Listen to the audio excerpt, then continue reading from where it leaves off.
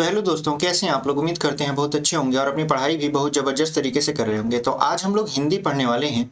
हिंदी में पढ़ने वाले हैं आपका गद्य, जो कि आपका पार्ट 1 है। पार्ट 1 हमने शुरू कर दिया था, जो कि आपका है मित्रता, और उसका आज हम लोग पार्ट 2 डिस्कस करने वाले हैं। ठीक है, पार्ट 1 हमने आपको पढ़ा दिया था, जिसमें हमने आपको आचार्य रामचंद्र शुक्ल जी का जीवन परिचय, उनकी रचना, और ये जो पाठ है मित्रता, वो किस निबंध संग्रह से लिया गया था उसको भी आपको बताया था। तो आज हम लोग पार्ट 2 डिस्कस करेंगे। तो बिना देरी किए वीडियो को हम लोग शुरू करते हैं। और यदि आप हमारे चैनल पर पहली बार आए हैं और यूपी बोर्ड की एग्जाम की तैयारी करना चाहते हैं तो हमारे साथ जुड़ सकते हैं, क्योंकि हम आपके लिए ऐसे ही बेहतरीन कंटेंट लाने का प्रयास करते रहते हैं। तो देखिए, यहाँ पे बना सके तक हम पढ़े थे।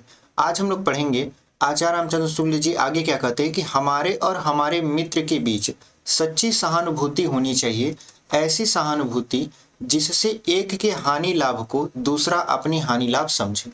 यानी हमारे और हमारे मित्र के बीच ऐसा बॉन्डिंग होना चाहिए कि यदि एक को लगे कि उसका लॉस हो रहा है तो दूसरे को भी लगे कि नहीं नहीं, ये उसका नहीं, ये हमारा लॉस हो रहा है। ठीक है, तो मित्रों के बीच ऐसी ही मित्रता होनी चाहिए। आगे ये कहते हैं, मित्रता के लिए यह आवश्यक है कि दो मित्र एक ही प्रकार का कार्य करते हों या एक ही रुचि के हों। यानी ऐसे मित्र भी आपको देखने को मिलेंगे जो एक ही प्रकार के कार्य करते हों या एक ही प्रकार के आपका कोई भी आपका मनोरंजन हो या कोई भी साधन हो उसमें रुचि लेते हैं। जैसे अगर मान लेते हैं आप पढ़ते हैं तो हो सकता है आपकी मित्रता ऐसे व्यक्ति से हो जो कि पढ़ाई में अच्छा खासा हो, या आप पढ़ते हो तो हो सकता है आपकी मित्रता ऐसे लोगों से हो जो कि नहीं पढ़ते। तो मित्रता जो है आपका दो प्रकार की, एक ही प्रकार की कार्य या एक ही रुचि के हों ऐसे लोगों में भी हो सकती है।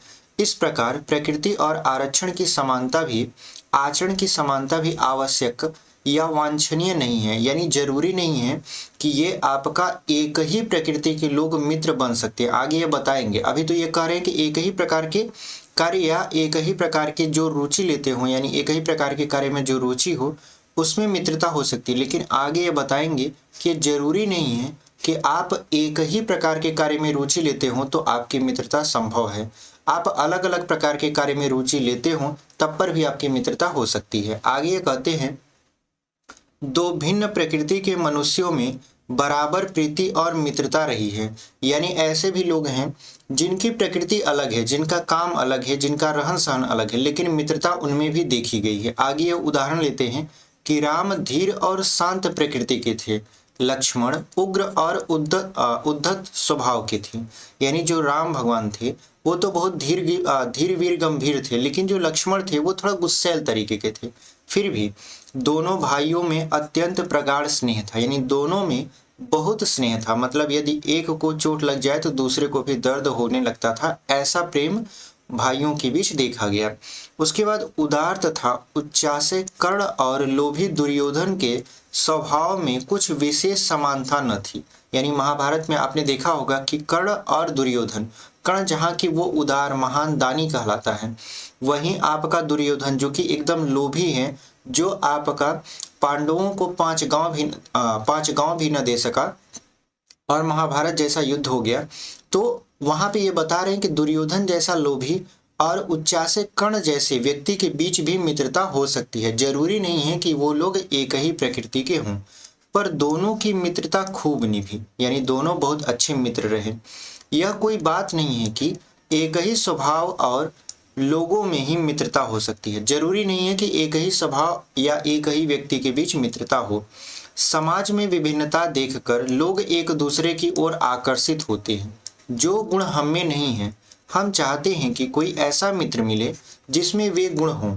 यानी हमारे अंदर जो गुण नहीं है, हम चाहते हैं कि हमारा कोई ऐसा मित्र हो जिसके पास वो गुण हो। जैसे यदि आप पढ़ने में कमजोर हैं तो आप हमेशा चाहोगे कि हमारा कोई एक ऐसा मित्र हो जो पढ़ने में थोड़ा ठीक हो, और जहाँ पर भी हम बझें या जहाँ पर भी हमको कोई चीज़ समझ में नहीं आ रहा है वो हमें समझा दे। क्योंकि दोस्त से अच्छा कोई भी अच्छा टीचर नहीं हो सकता, क्योंकि दोस्त जिस लैंग्वेज में आपको समझा सकता है उस लैंग्वेज में आपको समझाने की कोशिश करता है। तो कहते हैं कि दोस्त से अच्छा कोई टीचर नहीं है। वही कह रहा है कि आगे कहते हैं, चिंताशील मनुष्य प्रफुल्लित चित्त का साथ ढूंढता है, निर्बल बली का, धीर उत्साही का। यानी जो आपका चिंताशील मनुष्य होता है यानी जिसको कोई चिंता ही नहीं है। वो सोचता है कि कोई ऐसा हमारा मित्र हो जो कि बहुत ही उत्तेजित चित्त का हो, बहुत ही प्रफुल्लित चित्त का हो।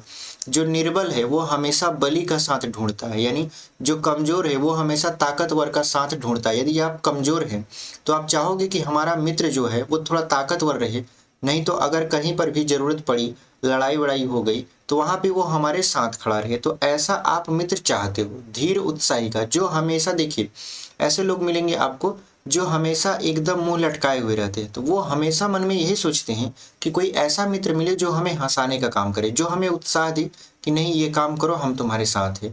तो आगे कहते हैं, उच्च आकांक्षा वाला चंद्रगुप्त युक्ति और उपाय के लिए चाणक्य का मुंह ताकता था। उच्च आकांक्षा वाला चंद्रगुप्त, यानी देखिए चंद्रगुप्त मौर्य जो कि बहुत बहादुर था और बहुत ही आपका नीतिवान था, लेकिन वो भी अपनी नीतियों के उपाय के लिए, यानी वो भी अपनी युक्ति और उपाय के लिए अपने गुरु चाणक्य का मुंह ही देखता था कि चाणक्य जी कोई बात बताएंगे और हम उसी के अनुसार अपने राज्य को चलाएंगे। हालांकि वह बहुत ही ज्यादा विद्वान भी था, ऐसी बात नहीं है, लेकिन क्या करता था वो, चूंकि चाणक्य जानते थे कि राज्य कैसे चलाया जा सकता है, क्योंकि वो कभी धनानंद के राज्य में मंत्री रह चुके थे, ठीक है। तो यहाँ पर चाणक्य का मुंह ताकता था। ऐसे नीति विशारद अकबर मन बहलाने के लिए बीरबल की ओर देखता था। यानी अकबर भी जो कि राजा हुआ करता था अपने टाइम पर, लेकिन वो भी अपने मन को बहलाने के लिए बीरबल से कुछ न कुछ हमेशा पूछता ही रहता था, ठीक है। तो ऐसे लोग क्या करते हैं, यानी हम लोग जो कि एक प्रकृति की हैं, हम चाहते हैं कि कोई दूसरी प्रकृति का मनुष्य मिले। यदि हम निर्बल हैं तो हमारा मित्र बली हो, यदि हम पढ़ाई में कमजोर हैं तो हमारा मित्र पढ़ाई में तेज हो। ऐसे मित्र का साथ हम लोग ढूंढने की कोशिश करते हैं ताकि वो हमारी सहायता कर सके।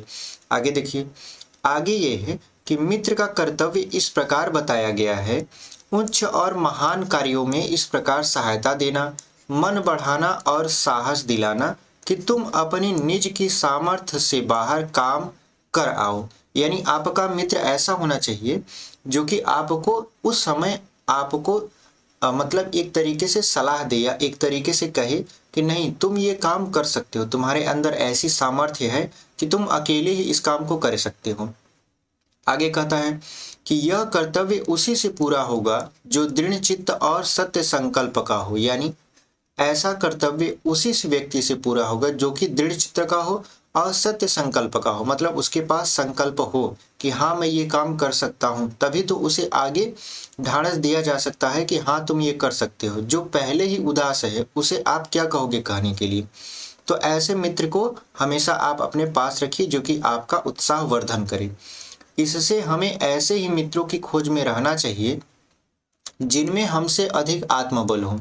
यानी ऐसे मित्र आपको खोजने चाहिए जो कि आपसे अधिक आत्मबल का हो। मतलब यदि आप पढ़ाई 10 घंटे कर रहे हैं, या मान लेते हैं पेपर नज़दीक आ गया, अभी मान लेते हैं 6 घंटे पढ़ रहे हैं, पेपर नज़दीक आ गया, तो कोई ऐसा मित्र आप बनाइए जो कि कहे चलिए हमारे साथ 10 घंटे तक हम दोनों मिलकर पढ़ाई करते हैं, या 8 घंटे तक दोनों मिलकर पढ़ाई करते हैं। ऐसा मित्र मन ना बनाइए कि जो एग्जाम आते वक्त कहे कि चलो यहाँ घूमे वहाँ घूमे, ये खेलें वो खेलें। ऐसे अगर मित्र आप बनाओगे तो आपका ही हानि होगा। ये आपके आचार्य रामचंद्र शुक्ल जी समझा रहे हैं। हमें उनका पल्ला उसी तरह पकड़ना चाहिए जिस तरह सुग्रीव ने राम का पल्ला पकड़ा था। सुग्रीव और राम की मित्रता देखती बनी थी। रामायण आपने देखा होगा, वहां पे देखा होगा कि सुग्रीव जो थे वो आपके कमजोर थे, उनको अपने राज्य में ही रहने नहीं दिया गया, मारकर मतलब बाहर कर दिया गया।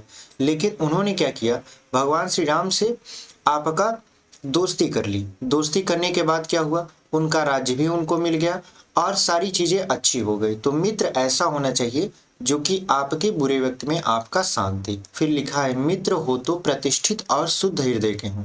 यानी मित्र ऐसे होने चाहिए जो कि शुद्ध और प्रतिष्ठित, यानी प्रतिष्ठित और शुद्ध हृदय के हों, मृदुल और पुरुषार्थी हों, शिष्ट और सत्यनिष्ठ हों। यानी ऐसे हों जो कि आपके शुद्ध हृदय के हों, आपके प्रतिष्ठावान होना चाहिए। ऐसा ना हो कि आप किसी चोर से मतलब आपका दोस्ती कर लें, ठीक है।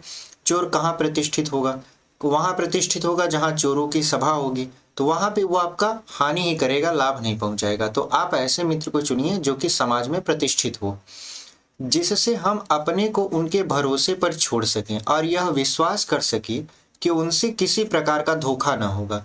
यानी ऐसे मित्र बनाइए जिनसे आप ये उम्मीद कर सके कि ये मुझे धोखा नहीं देगा, यानी ये मुझसे दगा नहीं करेगा। ऐसे मित्र आप बनाइए, ऐसा ना बनाइए कि आपका ही गला काट दे। आगे लिखा है, जो बात ऊपर मित्रों के संबंध में कही गई है वही जान पहचान वालों के संबंध में भी ठीक है। यानी देखिए, मित्र अलग होते हैं, जान पहचान वाले अलग होते हैं। जान पहचान वाले से मित्रता हो भी सकती है, नहीं भी हो सकती है। जैसे आपको जानने पहचानने वाले बहुत सारे लोग होंगे जिनसे आप रेगुलर बात नहीं करते होगे, लेकिन मिल जाते होगे तो कभी हालचाल हो जाता होगा। तो आप उनसे भी हमेशा यही मतलब उम्मीद करके रखिए कि वो भी आपके दुख की घड़ी में आपके साथ हो, आपकी सहायता करें। ऐसा ना हो कि हाँ काम है तो जान पहचान है, अगर काम निकल गया तो फिर जान पहचान खत्म हो गई। ऐसे लोगों से दूर रहिए। वही कह रहा है कि जान पहचान के लोग ऐसे हों जिनसे हम कुछ लाभ उठा सकें, जो हमारे जीवन को उत्तम और आनंदमय करने में कुछ सहायता दे सकते हों, यद्यपि उतनी नहीं जितनी गहरे मित्र दे सकते हैं। देखिए, जान पहचान वाले लोग आपके उतने संपर्की नहीं होंगे, आपको उतना अच्छे तरीके से नहीं जानते होंगे, या आप उनको उतना अच्छे तरीके से नहीं जानते होंगे जितना आप अपने मित्र को जानते हैं। तो वही कह रहा है कि जान पहचान वाले लोग ऐसे हों जो कि हमारे जीवन को आनंदमय बनाए, हमारे जीवन में कुछ न कुछ लाभ लेकर आए। ऐसे ना हो कि हमारे जीवन को ही आपका हानि की ओर ले जाएं। तो ऐसे लोगों से हमेशा सावधान रहना चाहिए जो कि आपके जान पहचान के हों लेकिन आपका ही बुरा चाहते हों। फिर आगे कह रहा है कि मनुष्य का जीवन थोड़ा है, इसमें खोने के लिए समय नहीं है। कहते हैं मनुष्य का जीवन बहुत ही थोड़ा है, कहते हैं 4 दिन की जिंदगी है, ठीक है। तो मनुष्य का जीवन बहुत थोड़ा है, उसमें खोने के लिए कुछ भी नहीं है, और आपके पास इतना समय भी नहीं है कि आप कुछ खो पाओ, क्योंकि जब तक आप कुछ खोते हो तब तक आप बहुत ज़्यादा आगे निकल चुके होते हो। तो आगे बढ़ते हैं।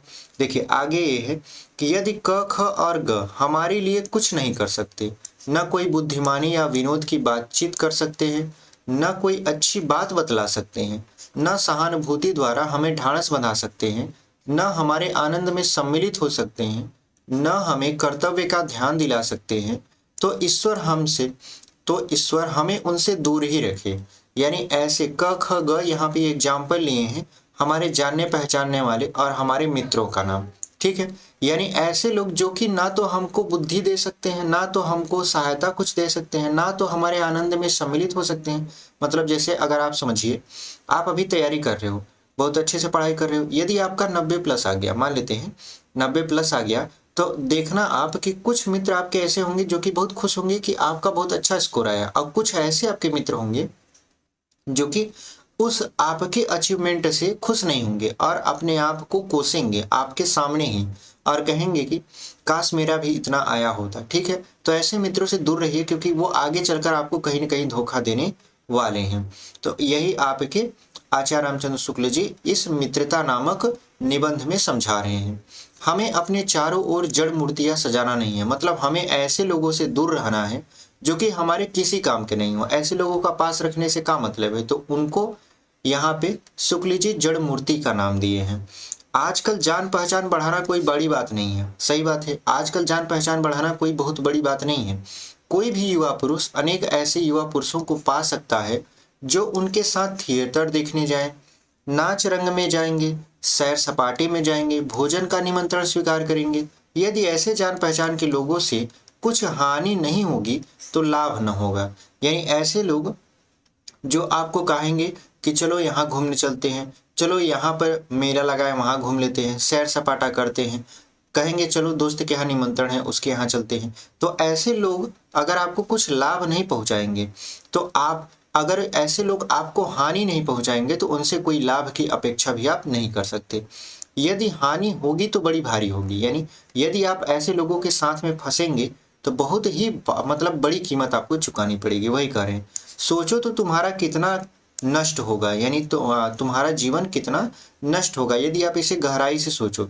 यदि ये जान पहचान के लोग उन मनचले युवकों में से निकले जिनकी संख्या दुर्भाग्यवश आजकल बहुत बढ़ रही है। आजकल ऐसे लोगों की संख्या आप देखोगे हद से ज़्यादा हो गई। मतलब ये समझिए कि 90+ लोग ऐसे ही मिल जाएंगे जो आपको मतलब आपके लक्ष्य से भटकाने वाले ही मिलेंगे, लक्ष्य पर लाने वाले नहीं मिलेंगे। तो वही आपके शुक्ल जी समझा रहे हैं। आगे कहते हैं कि यदि उन सोहदों में से ये लोग निकले जो अमीरों की बुराइयों और मूर्खताओं की नकल किया करते हैं। देखिए आजकल जो होता है, आजकल ये फैशन चल गया है कि अगर कोई व्यक्ति जिस तरीके से अमीर दिखने का प्रयास करता है वैसे हम भी दिखने का प्रयास करेंगे। मतलब यदि कोई अच्छी गाड़ी ले लिया आपके गांव में या आपके शहर में, तो आप भी सोचते हो कि हम भी अच्छी गाड़ी लेकर चलें। जैसे अगर आप अभी कक्षा 10वीं में हो तो आपके क्लास में यदि कोई लड़का मान लेते हैं मोबाइल लिया है, अच्छी खासी मोबाइल लिया है जो कि आपका अच्छा खासा पैसा उसमें लगा है, तो आप मन ही मन ये जरूर सोचोगे कि हम भी चलेंगे अपने घर वालों से कहेंगे कि हमको भी मोबाइल चाहिए। ठीक है, तो ऐसे लोगों को देखकर आप मत चलिए, क्योंकि ऐसे लोग क्या करते हैं, अमीर दिखने की कोशिश करते हैं और अमीर दिखने के चक्कर में ये लोग अपना सब कुछ लुटा देते हैं। तो ऐसे लोगों से हमेशा बच कर रहिए। दिन रात बनाव सिंगार में रहा करते हैं, यानी ये लोग जो आपके साथ रहने वाले हैं, जो आपका हित नहीं चाहते, वो लोग क्या करते हैं, वो लोग अमीरों का नकल करते हैं। जैसे अमीर हमेशा दिन रात एकदम फिट होकर चलते हैं, ऐसे ये भी लोग चाहते हैं कि हम भी ऐसे ही रहें। महफिलों में ओहो वाह वाह किया करते हैं, गलियों में ठट्ठा मारते हैं और सिगरेट का धुआं उड़ाते चलते हैं। ये जो सिगरेट का धुआं उड़ाने वाला चलन है, इसको आप बहुत आसानी से देख लोगे। जैसे आप देखोगे बाइक पर कम से कम 3 लड़के या 4 लड़के बैठे होंगे, बहुत तेजी से बाइक चलाते जाएंगे और ये भी नहीं देखेंगे कि सामने कौन है, हार्न मारते हुए जाएंगे। उसके बाद कहीं मिलेंगे तो पहली बात तो धूम्रपान करेंगे, उसके बाद बीड़ी सिगरेट जो भी मिल गया उसको आपका धूम्रपान करके उसका धुआं छोड़ेंगे। और हमेशा ऐसे लोगों से आप दूर रहिए, ठीक है, क्योंकि ऐसे लोग आपका हित कभी नहीं चाहेंगे। आगे ये बताएंगे कैसे इन लोगों से दूर रहा जा सकता है, कैसे इनके लक्षण हैं। देखिए, नव युवकों से बढ़कर शून्य निसार और सोचनीय जीवन और किसका है। ऐसे नव युवकों से बढ़कर ऐसा सोचनीय जीवन, मतलब ऐसा निसहाय जीवन किसका है, ऐसा बेकार जीवन किसका है। वे अच्छी बातों के सच्चे आनंद से कोसों दूर हैं। ऐसे लोग सच्ची बातों से कोसों दूर है, उनसे कुछ मतलब नहीं कि कहाँ पर अच्छी बातें हो रही, कहाँ पे बुरी बातें हो रही, इनसे नहीं मतलब है। वो अपने ही धुन में लगे हुए हैं। उनके लिए न तो संसार में सुंदर और मनोहर उक्ति वाले कवि हुए हैं और न संसार में सुंदर आचरण वाले महात्मा हुए हैं। यानी इनके अकॉर्डिंग ना तो बहुत अच्छे कवि हुए हैं, कवि कौन सी कविता कह के गए, क्या कह के गए, इनसे कोई मतलब नहीं है। ठीक है, इनसे कोई सुंदर आचरण से मतलब नहीं है। ये केवल आपके धरती पर समझ लीजिए जनगणना के लिए आए हैं। कवि का कहना सिर्फ यही है। आगे बढ़ते हैं। आगे देखिए, आगे ये है कि उनके लिए न तो बड़े बड़े वीर अद्भुत कर्म कर गए हैं, न बड़े बड़े ग्रंथकार ऐसे विचार छोड़ गए हैं जिनसे मनुष्य जाति के हृदय में सात्विकता की उमंगें उठती हैं। इनके लिए ना तो वीर आपके वीरता पूर्वक काम करके गए हैं, ना तो बड़े बड़े ग्रंथकार ऐसे विचार छोड़कर गए हैं जिनको पढ़कर आपके भविष्य क्या जो आगे का मार्ग है वो सुगम हो चुके। इनके लिए वो सब मायने बातें नहीं रखती। ये लोग कहते हैं नहीं, हम लोग अपने ही धुन में मस्त रहेंगे, अपना ही चलेंगे। ठीक है, उनके लिए फूल पत्तियों में कोई सौंदर्य नहीं है। अगर फूल पत्ती इनके सामने दिख जाए तो तोड़ के फेंक देंगे, कहेंगे ये सब का है, ये सब फालतू चीजें हैं जिनको हम अपने पास नहीं रखेंगे। झरनों के कल कल में मधुर संगीत नहीं। ये लोग झरना पे जाएंगे तो क्या करेंगे, झरना में ये नहीं देखेंगे कि झरने का स्वर कितना मधुर है, नहीं, उसमें क्या करेंगे, उसमें भी आपका ये लोग कहीं न कहीं उसको गंदे करके आएंगे। फिर अनंत सागर तरंगों पर गंभीर रहस्यों का आभास नहीं। उनके भाग्य में सच्चे प्रयत्न और पुरुषार्थ का आनंद नहीं। वो लोग जान ही नहीं पा रहे हैं कि सच्चा आनंद क्या है, भटक रहे हैं बस ऐसे। उनके भाग्य में सच्ची प्रीति का सुख और कोमल हृदय की शांति नहीं। जिनकी आत्मा अपने इंद्रिय विषयों में ही लिप्त है, ये लोग अपने ही मन में, अपने ही बनाए जाल में फंसे हुए हैं और एक तरीके से ऐसे जीवन को जी रहे हैं जिसका कोई मतलब नहीं है। जिनका हृदय नीचासियों और कुत्सित विचारों से कलुषित है। यानी इनके विचार यदि आप देखेंगे तो इतनी नीच किस्म के विचार इनके होंगे कि आप सुनकर कहोगे कि ये कैसे लोग हैं। ऐसे नासोन्मुख प्राणियों को दिन दिन अंधकार में पतित होते देख कौन ऐसा होगा जो तरस न खाएगा। ऐसे लोगों को आप जब देखोगे कि अभी तो ये युवा हैं, अभी ये ऐसी ऐसी हरकतें कर रहे हैं, जब आगे ये जाएंगे, जब ये आपके जिम्मेदार नागरिक बनकर देश को आगे बढ़ाने की कोशिश करेंगे, तो ये कैसे देश को आगे बढ़ाएंगे जब अभी ये देश का बंटाधार कर रहे हैं। जैसे यदि आप अच्छी पढ़ाई लिखाई नहीं करोगे, अच्छी खासी नौकरी आगे चलकर नहीं लोगे, अच्छा खासा परसेंटेज नहीं बनाओगे, तो आगे चलकर क्या करोगे? एक बेरोजगार युवा की तरह आप भी सरकार को कोसोगे कि सरकार ये नहीं कर रही, सरकार वो नहीं कर रही, सरकार ये है, सरकार वो है। सरकार आपको कब तक देगी? सरकार आपको केवल सहायता दे सकती है, आपको करना खुद से होगा। तो जब आप खुद जब खुद आप सक्षम होंगे उस काम को करने के लिए, तब ना करेंगे। जब करने का वक्त था उस टाइम तो आपने कुछ किया नहीं। आपने क्या किया? ये जो लक्षण बताए गए हैं ऐसे लक्षणों के पीछे भागते रहे, लेकिन जब आप काम करने के क्षेत्र में आए तो कहे काम ही नहीं है। जब आप काम जानते रहोगे, काम सीखे रहोगे, तब ना आपको काम मिलेगा। अगर आप सरकारी नौकरी ही नहीं कर पा रहे हो तो कोई अपना काम करो, अपने से कुछ न कुछ करने की कोशिश करो, किसी के भरोसे कभी न बैठो।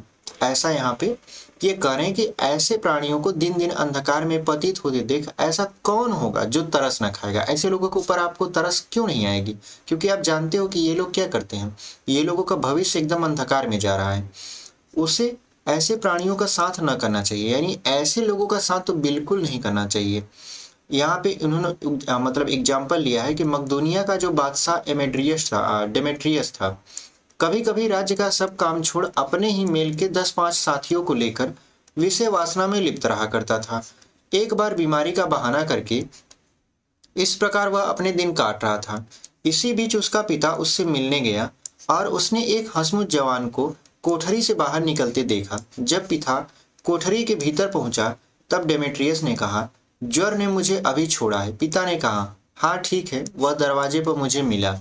ऐसे लोगों का आप क्या करेंगे? सोचिए, ये राजा हुआ करता था और अपने राज्य का काम धाम छोड़कर विषय वासना में लिप्त है। तो क्या इसके विषय वासना में लिप्त होने से इसका राज्य चलेगा? इसके राज्य में क्या हो रहा है, क्या नहीं हो रहा है, कौन साहूकार किसको लूट रहा है, कौन किसको मार रहा है, किसको क्या खबर? तो ये क्या करता है, ऐसे लोग यदि आपका नेतृत्व करेंगे तो आपके जीवन को उस गड्ढे में ले जाएंगे जहां अंधकार की सीमा कुछ नहीं होगा। आगे देखते हैं। आगे ये है कि कुसंग का ज्वर सबसे भयानक होता है। यह केवल नीति और सद्वृत्ति का ही नाश नहीं करता बल्कि बुद्धि का भी क्षय करता है, यानी आपकी बुद्धि को भी क्या करेगा, ये नष्ट कर देगा। किसी युवा पुरुष की संगति यदि बुरी होगी, ये बात आपको समझना है, ये लाइन बहुत अच्छे सुनना है। यदि किसी युवा पुरुष की संगति बुरी होगी तो वह उसके पैरों में बंधी चक्की के समान होगी जो उसे दिन दिन अवनति के गड्ढे में गिराती जाएगी। यदि अच्छी होगी तो सहारा देने वाली बाहु के समान होगी जो उसे निरंतर उन्नति की ओर उठाती जाएगी। यानी यदि आप संगति में बुरे हैं, यानी यदि आपकी संगति बुरी है तो ये जो संगति है आपकी, वो आपके पैरों में बंधी चक्की के समान होगी जो आपको हमेशा कहीं न कहीं अवनति की ओर ले जाएगी। लेकिन यदि आपकी मित्रता भगवान राम और सुग्रीव की तरह है, तो जैसे सुग्रीव को दिन दिन उन्नति की ओर ले गया, वैसे आपको भी आपका मित्र दिन दिन उन्नति की ओर ले जाएगा। यहाँ पर फिर एक आप एग्जाम्पल देते हैं। इंग्लैंड के एक विद्वान को युवावस्था में राजदरबार में जगह नहीं मिली। इस पर जिंदगी भर वह अपने आप को सराहता रहा। बहुत से लोग इसे अपना बड़ा दुर्भाग्य समझते, पर वह अच्छी तरह जानता था कि वहां बुरे लोगों की संगति में पड़ता तो उसकी आध्यात्मिक उन्नति में बाधक होती। यानी इंग्लैंड में एक युवा था, उसको दरबार में नौकरी नहीं मिली, तो वो, अब देखिए, दरबार में नौकरी नहीं मिली इसका मतलब क्या होना चाहिए, उसे दुखी होना चाहिए, लेकिन वो बहुत ही अपने आप को खुश महसूस करता था। वो कहता था बहुत अच्छा हुआ जो कि नौकरी नहीं मिली, यदि मिलती तो हम जानते हैं कि यहाँ पे बहुत बुरे लोग रहते हैं और बुरे लोगों के साथ मैं भी बुरा बन जाता, इसलिए बहुत अच्छा हुआ कि हमें नौकरी नहीं मिली।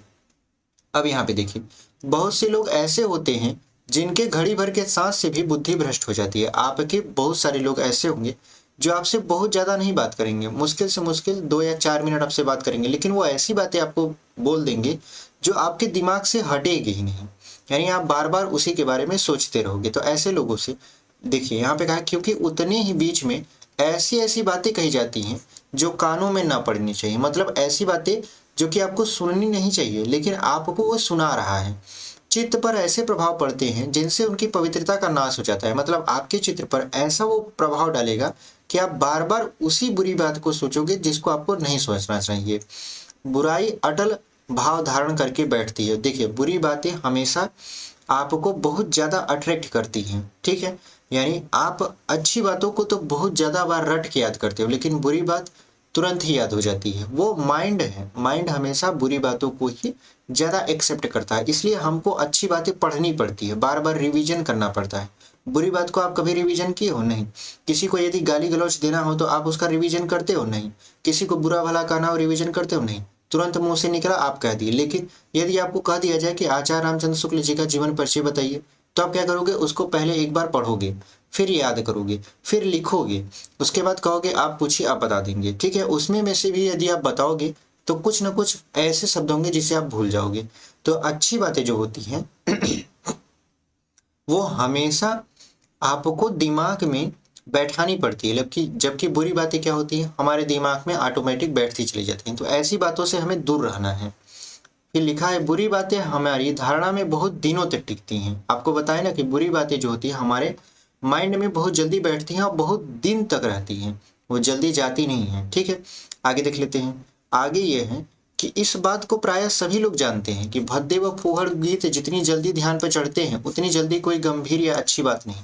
अगर कोई बुरा गाना बज रहा है, ठीक है, ऐसा गाना बज रहा है जो कि आपको नहीं सुनना चाहिए, लेकिन उसके धुन अच्छे हैं, थोड़ा गाने में वो गायक अच्छा है, आपको तुरंत ही याद हो जाएगा। लेकिन यदि कोई मान लेते हैं अच्छी संगति का या कोई अच्छी सुक्ति कह दिया आपको, या कोई अच्छा चौपाई कह दिया, तो वो याद नहीं होगा। क्यों? क्योंकि वो अच्छी बातें हैं और अच्छी बातें दिमाग जल्दी कैच नहीं करता, बुरी बातें तुरंत कैच कर लेगा। आप एक गाना सुनिए जो कि एकदम भद्दा टाइप का हो, जो कि ऐसा नहीं लगता कि 4 लोगों के सामने सुना जा सके, उसके धुन आपके, उसके लिरिक्स सब आपको याद हो जाएंगे, लेकिन ये याद नहीं होगा, ठीक है।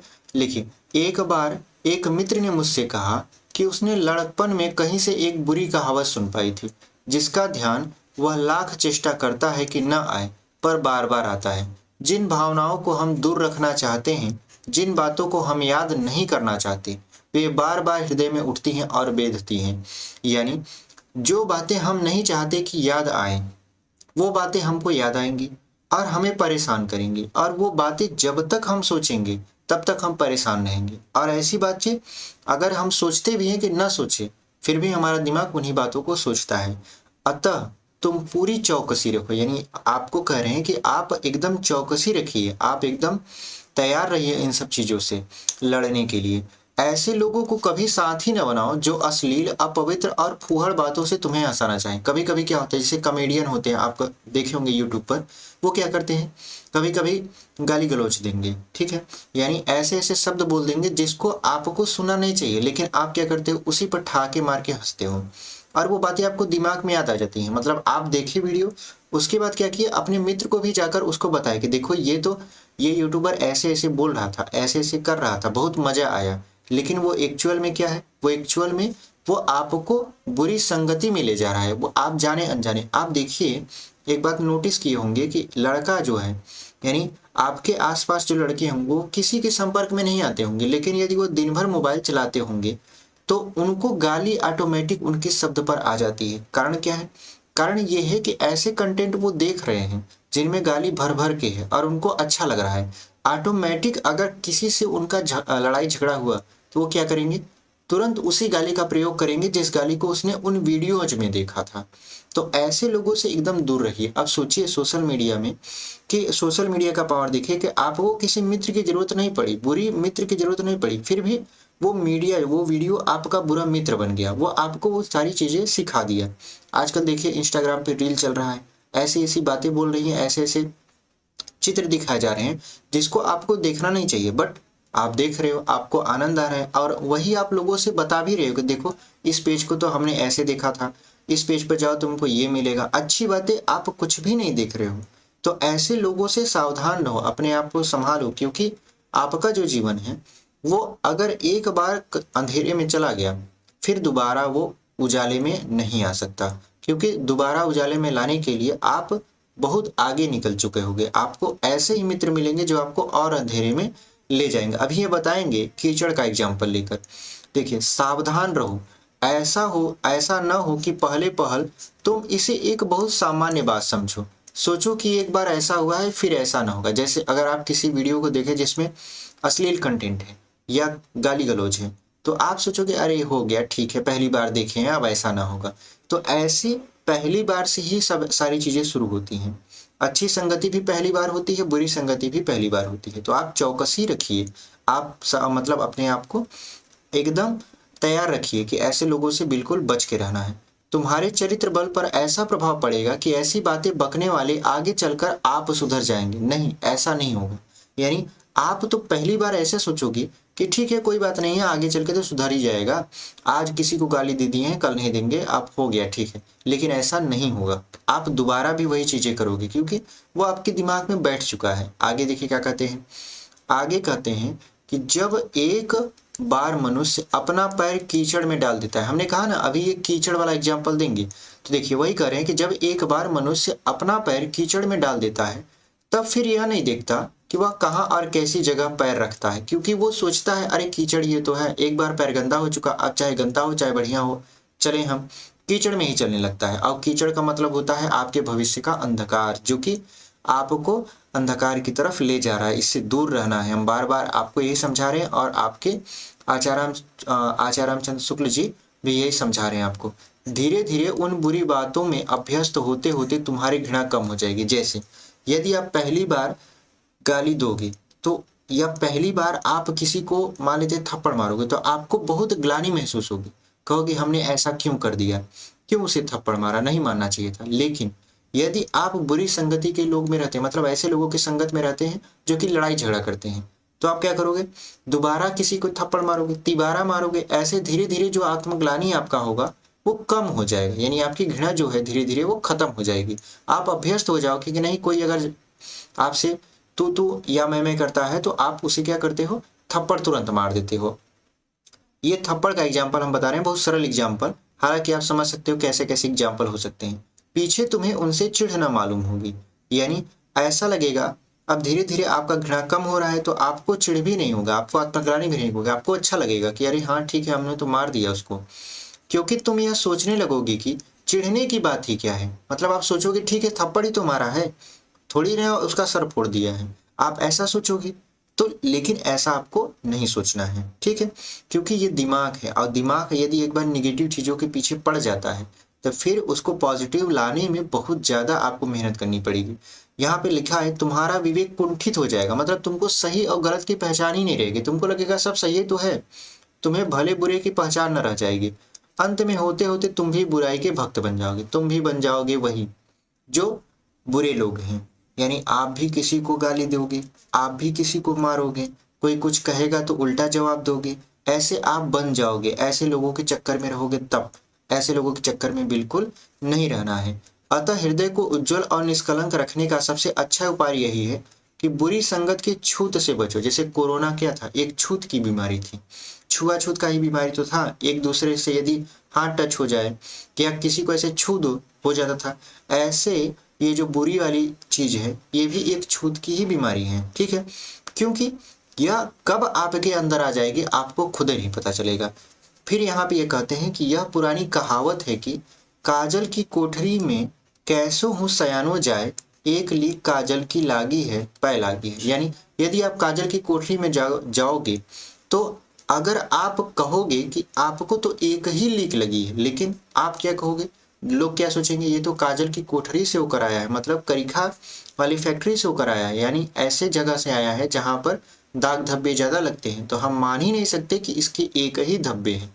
एग्जाम्पल समझो, जैसे यदि आपके गांव में देखोगे, आपके शहर में यदि कोई व्यक्ति चोरी करता है, एक बार उसने चोरी किया, कोई कुछ नहीं बोला, ठीक है सही है, लेकिन दोबारा चोरी हुई, कोई कुछ नहीं बोला, मान लेते हैं ठीक है पकड़ा गया, वो सजा काट के आया। लेकिन तिबारा यदि चोरी करेगा, भले वो चोरी न किया हो, लेकिन अब वो यदि तिबारा चोरी होती है तो पुलिस सबसे पहले उसी को पकड़ेगी, क्योंकि 2 बार वो पहले चोरी कर चुका है। वैसे यदि आपके ऊपर यदि कोई एक धब्बा लग जाता है तो बार बार लोग यही सोचेंगे कि एक बार तो धब्बा लगा था तो दोबारा क्यों नहीं लग सकता, ठीक है। तो ऐसे लोगों से हमेशा बच कर रहना चाहिए, यही आचार्य रामचंद्र शुक्ल जी का कहना था। तो आज हमारा जो गद्य का पार्ट 1 था मित्रता, वो बहुत ही अच्छे कंटेंट के साथ समाप्त हुआ है। उम्मीद करते हैं आप वीडियो में को पूरा देखेंगे, समझेंगे पाठ को। आपको हमने शब्दशः समझाया है, कोई काट छाट नहीं किया है, इसलिए क्योंकि आप अपनी किताब को सामने रख के इस वीडियो को देखेंगे तो आपको बहुत अच्छे तरीके से समझ में आएगा कि इसमें कवि क्या आपके जो आचार्य रामचंद्र शुक्ल जी हैं वो क्या कहना चाहते हैं। ठीक है, तो उम्मीद करते हैं हमारा ये वीडियो आपको पसंद आया होगा। वीडियो पसंद आया हो तो चैनल को जरूर सब्सक्राइब करिए, वीडियो को अपने जितने भी ग्रुप हैं उसमें शेयर कर दीजिए, लाइक कर दीजिए, और अंत तक बने हैं तो अपने दोस्तों को भी कह दीजिए कि वो सब्सक्राइब कर लें, क्योंकि हम आपके लिए ऐसे ही बेहतरीन कंटेंट लेकर आते रहते हैं। तो मिलते हैं आपसे अगले वीडियो में, तब तक के लिए धन्यवाद।